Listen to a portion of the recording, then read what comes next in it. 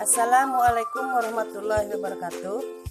Kami dari kelompok 1 yang beranggotakan Irmawati, Julaika, dan saya sendiri Nur Hafifah. Pada mata kuliah pendidikan inklusi, kali ini kami akan mempresentasikan tentang anak tunanetra, tunarungu, dan tunadaksa. Oke, lanjut saja. Kita lihat tentang apa itu anak yang berkebutuhan khusus, ciri-cirinya, jenis-jenisnya, serta profilnya. Check it out. Anak berkebutuhan khusus atau ABK. Anak berkebutuhan khusus adalah anak dengan karakteristik khusus yang berbeda dengan anak pada umumnya, tanpa selalu menunjukkan pada ketidakmampuan mental, emosi atau fisik yang termasuk ke dalam ABK, antara lain tunanetra, tunarungu, tunagrahita, tunadaksa, tunalaras, kesulitan belajar, gangguan perilaku anak berbakat, anak dengan gangguan kesehatan. Istilah lain bagi anak kebutuhan khusus adalah anak luar biasa dan anak cacat. Karena karakteristik dan hambatan yang dimiliki ABK, memerlukan bentuk pelayanan pendidikan khusus yang disesuaikan dengan kemampuan dan potensi mereka. Contohnya bagi tunanetra, mereka memerlukan modifikasi teks bacaan menjadi tulisan braille, tulisan timbul, dan tunarungu berkomunikasi menggunakan bahasa isyarat atau bahasa tubuh.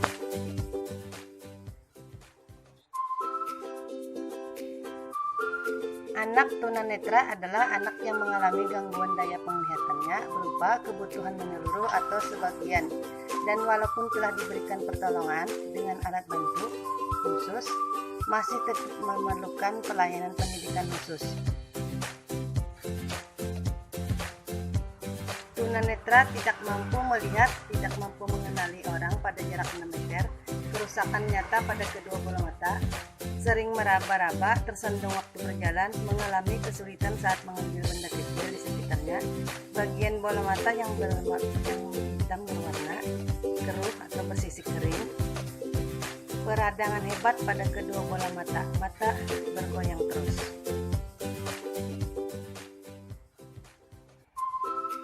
Cara belajar anak berkebutuhan khusus, tunanetra, tunarungu, dan tunadaksa.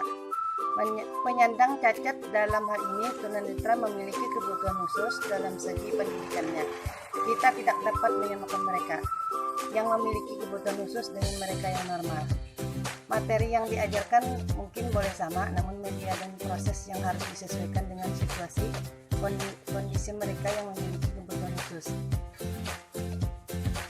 Anak tunanetra sebagaimana anak lainnya membutuhkan pendidikan untuk mengembangkan potensi yang dimilikinya secara optimal. Oleh karena itu, adanya gangguan penglihatan, anak tunanetra membutuhkan layanan khusus untuk merehabilitasi kelainannya, yang meliputi latihan membaca dan menulis huruf braille, penggunaan tongkat orientasi dan mobilitas, serta latihan visual fungsional penglihatan. Alat peraga yang dapat digunakan dalam pembelajaran anak tunarungu meliputi objek atau situasi sebenarnya, benda asli yang diawetkan, tiruan, model, 3 dimensi dan 2 dimensi, serta gambar yang tidak diproyeksi dan diproyeksikan. Alat bantu pembelajaran antara lain meliputi alat bantu menulis, huruf braille, reglet, pen, dan mesin ketik braille. Alat bantu membaca huruf braille, papan huruf, dan haptakon. Alat bantu berhitung, Jubaritma Abacus, Sempoa, Swiss, kalkulator, serta alat bantu yang bersifat audio seperti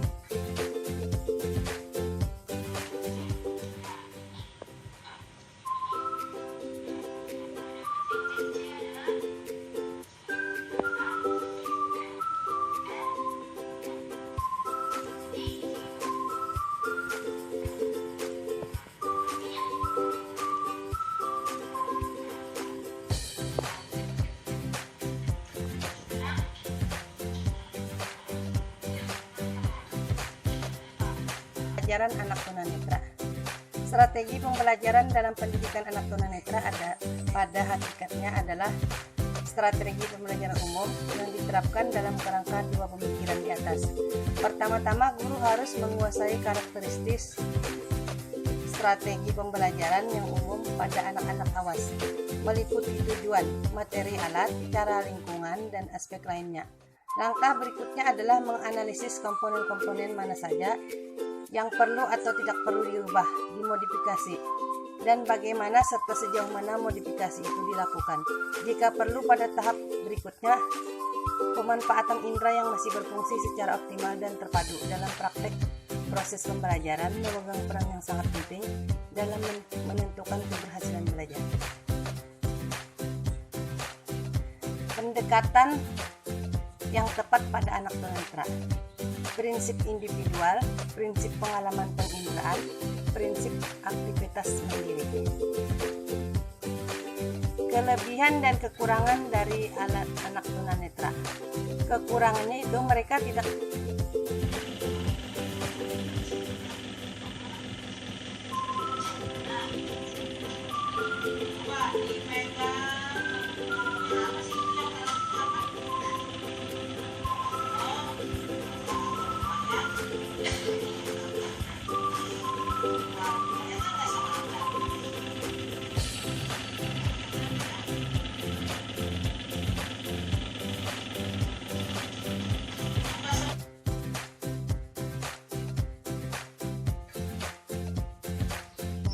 Next, sekarang kita akan membahas ABK tunarungu, guys. Tunarungu dapat dikatakan bahwa anak yang tergolong tuli, sulit sekali atau tidak dapat menangkap pembicaraan melalui pendengarannya, baik dengan memakai atau tidak memakai alat bantu dengar. Sedangkan pada anak yang tergolong kurang dengar, apabila menggunakan alat bantu dengar yang tepat, pendengarannya masih memungkinkan untuk menangkap pembicaraan melalui pendengarannya. Bahkan untuk yang tergolong tunarungu ringan, pendengarannya masih memungkinkan untuk dapat menangkap pembicaraan melalui pendengarannya meskipun mengalami kesulitan tanpa menggunakan alat bantu dengar. Ciri-ciri anak tunarungu. 1. Tidak mampu mendengar. 2. Terlambat perkembangan bahasa. 3. Sering menggunakan isyarat dalam berkomunikasi. 4. Kurang atau tanggap bila diajak bicara. 5. Ucapan kata tidak jelas. 6. Kualitas suara aneh atau monoton. 7. Sering memiringkan kepala dalam usaha mendengar. 8. Banyak perhatian terhadap getaran.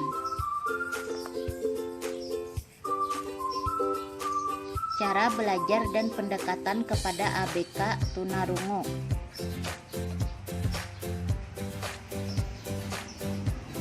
Cara untuk membantu dalam mendidik anak bermasalah dalam pendengaran atau anak tunarungu. Pada anak berkebutuhan khusus tunarungu, gangguan pendengaran dapat dikurangi dengan memanfaatkan sisa pendengaran dan menggunakan alat bantu dengar meskipun hasilnya tidak sempurna. Selain itu, anak tunarungu juga perlu mendapatkan terapi wicara untuk memperbaiki gangguan perbahasa sehingga anak tunarungu bisa menjadi produktif dan dapat memperbaiki kualitas hidupnya. Tak terkecuali dalam penggunaan bahasa tubuh atau isyarat selalu digunakan di setiap komunikasi. Pendekatan dengan anak tunarungu harus dimulai sedini mungkin bila kita mengharapkan tingkat keberhasilan yang optimal. Terdapat 2 pendekatan dalam pengajaran bahasa kepada anak tunarungu secara dini, yaitu pendekatan audituri, verbal, keluarga dan masyarakat, dan audituri oral, lingkungan rumah dan sekolah. Kekurangan dan kelebihan dari ABK tunarungu. Kekurangan dari Kenjika penyandang tunarungu. 1. Sulit bergaul. 2. Suka jahil. 3. Penakut. 4. Keras kepala. Kekurangan dari Kenjika penyandang tunarungu. 1. Cerdas dan berbakat dalam bidang seni lukis.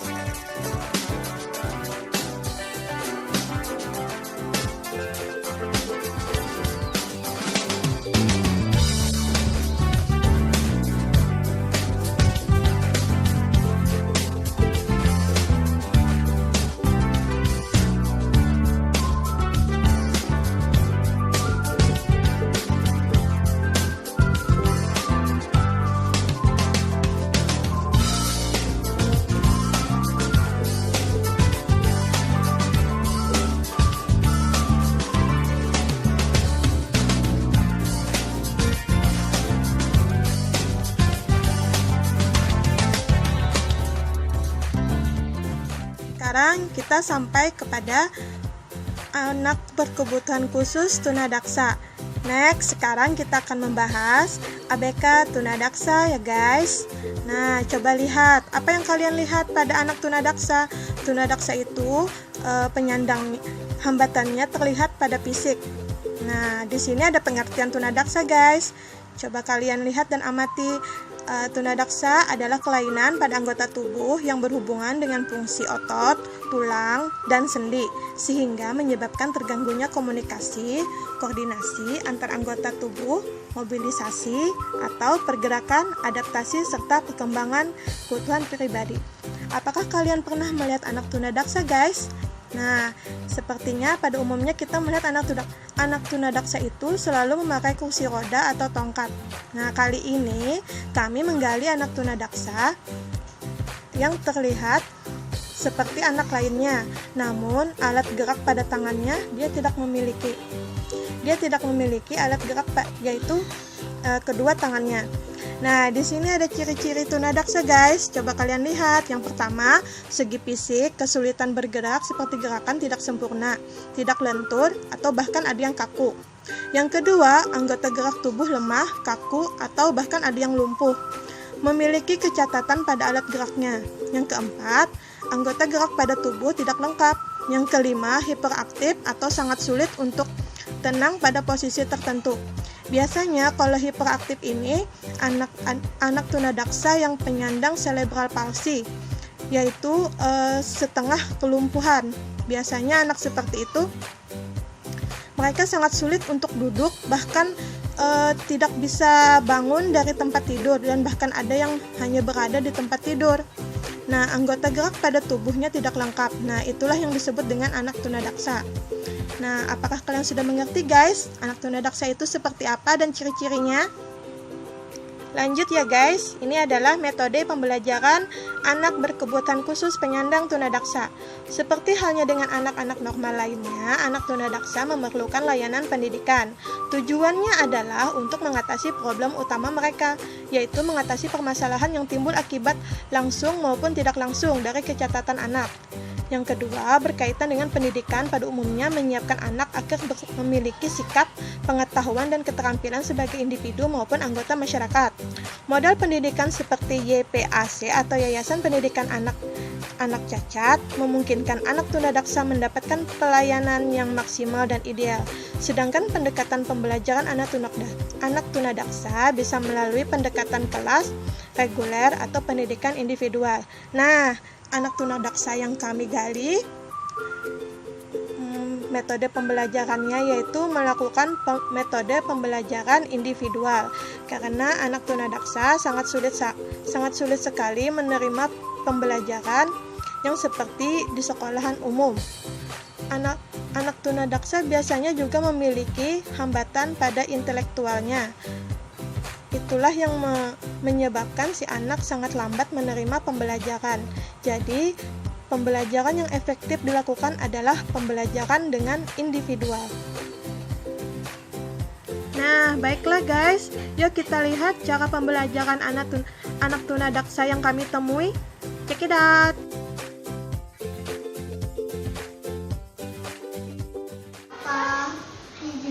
Gigi, betul.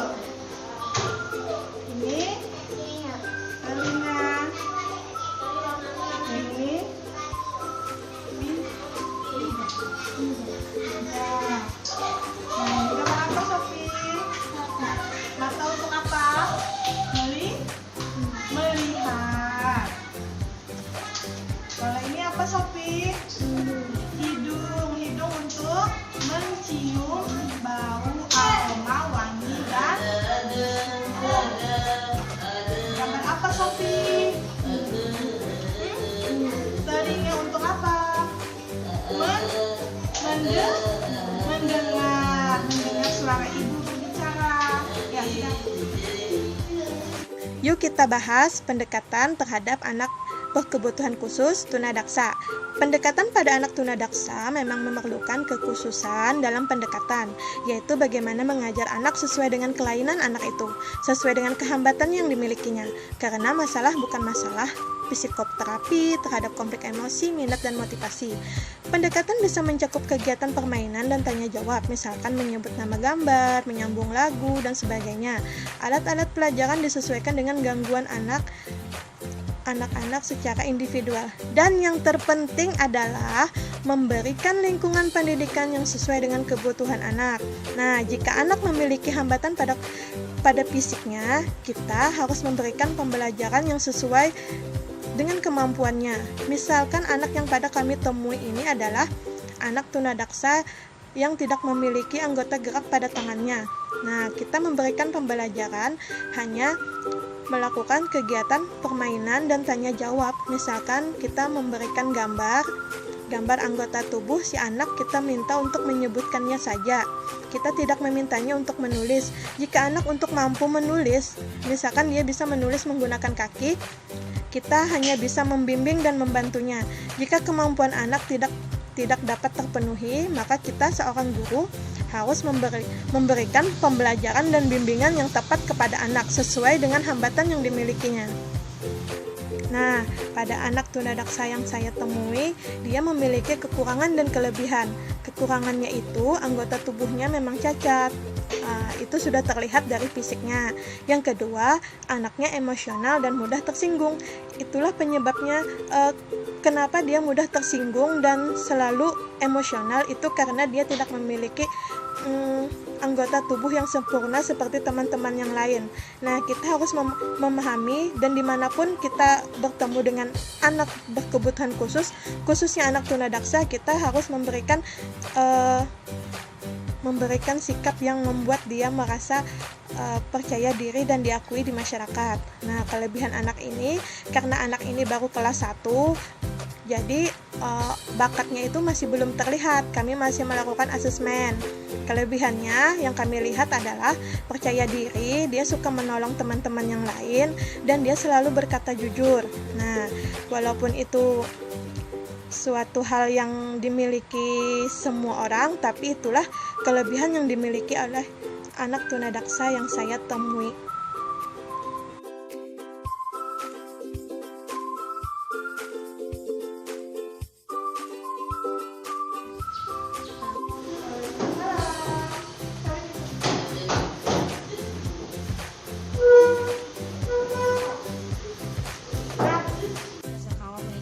Nama saya Sufi Nadia. Saya kelas 1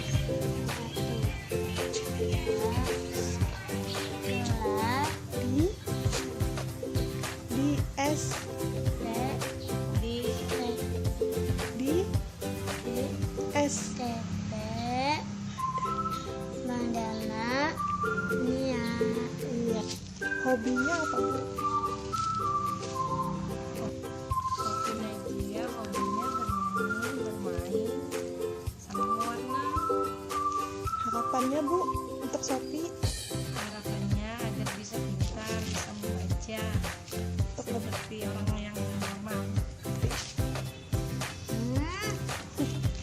Pesan tentang anak berkebutuhan khusus, tunanetra, tunarungu, dan tunadaksa yang kami presentasikan. Semoga apa yang kami sampaikan dapat memberi ilmu yang bermanfaat, menambah ilmu pengetahuan. Semoga dimanapun kalian menemui anak berkebutuhan khusus, bersikaplah yang baik. Jangan membuli mereka, karena mereka, anak-anak berkebutuhan khusus itu tidak aneh, mereka hanya berbeda. Mereka juga mempunyai keinginan dan mimpi yang sama seperti lainnya. Nah, kesempurnaan itu hanyalah lagu Andra the Backbone. Jadi, kesempurnaan itu hanyalah milik Allah yang Maha Esa. Oke, semoga bermanfaat, semoga menjadikan inspirasi untuk kalian. Terima kasih. Wassalamualaikum warahmatullahi wabarakatuh.